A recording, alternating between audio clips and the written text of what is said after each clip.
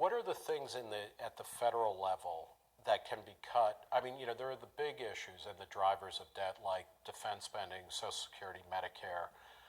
But then there are other things like the federal role in education. You would want to see that completely destroyed. Eliminated. Department of Education, Department of Energy.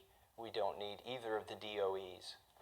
And what would happen? I mean, spin out a fantasy or an imagined world of like, how would that make education better in America? Because, Republicans, the Department of Education is not particularly old. It was, created by Jimmy Carter.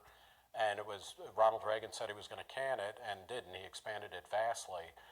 So Republicans and Democrats, have they're part of the problem here. How would education get better if we got rid of the federal Department of Education?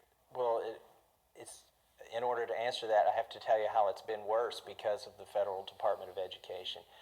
The federal Department of Education, in exchange for some of the money that they dole out, has required standards or standardization and compliance with rules at the federal government level. And I don't think our country is a one-size-fits-all country. And, we have 50 different states that are all petri dishes for experiments in education. And we'd have more competition and less of a homogenous education being promulgated by the government. So take that out of the equation, you have more competition and more flexibility. And just less bureaucracy. The money doesn't multiply when it goes from the states to the federal government and back to the states. You talk a lot, I mean, in terms of tax competition, in terms of petri dishes, the idea of the states as laboratories of democracy. In terms of gay